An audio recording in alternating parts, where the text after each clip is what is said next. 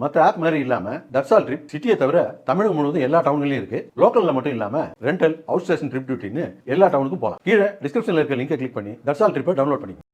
கோவை நஞ்சுண்டாபுரம் சாலையில் உள்ள குடியிருப்பில் வசித்து வந்த மூதாட்டியை கொலை செய்துவிட்டு அவர் கழுத்தில் இருந்த சங்கிலி திருடப்பட்ட சம்பவம் அதிர்ச்சியை ஏற்படுத்தியுள்ளது.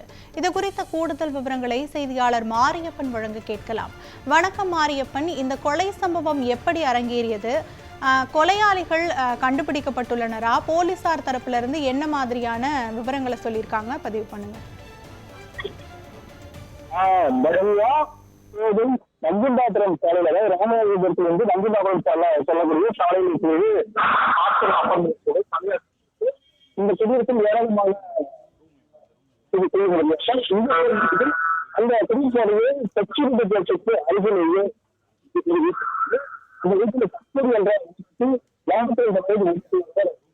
வந்தால் இந்த வீட்டில் யாரும் எல்லாத்தினாலும்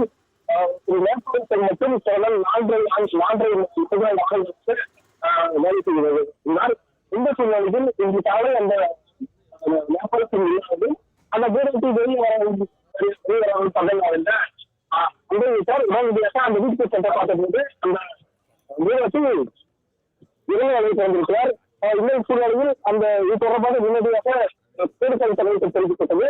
தகவலின் பேரு சம்பவத்தில் இருக்கக்கூடிய ராவணம் போலீசார் அந்த அவகாசங்களை செய்யும்போது கழுத்தில் பொறுப்பாளர் தங்கசங்கிலி பாதையை மயமாக இருக்கிறது. மேலும் தெரியப்பட்டிருக்கிறது.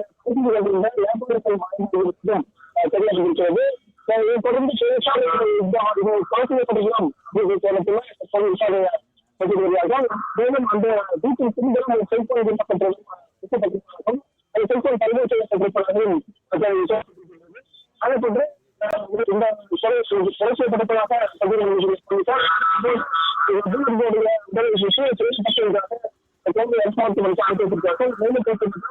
வீட்டுக்கு அடிக்கக்கூடிய தவறுகளை தற்போது செய்யப்படுவதற்காக மேலும் ஓப்பனாக கொண்டு போலீசார் தீவிர விசாரணை வருகிறார்கள். தற்போது ராமநாதபுரம் போலீசார் மற்றும் டிசி தலைமையிலான ராமநாதபுரம் போலீசார் தற்போது விசாரணை சென்று வருகிறார்கள். ஒரு 20,000 நகைக்காக தீவிரப்படுத்தியிருக்கிறார்கள். மேலும் அந்த வழக்கில்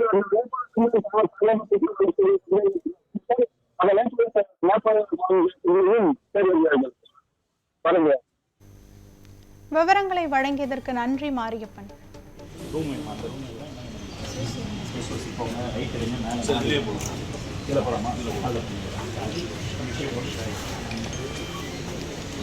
முத்து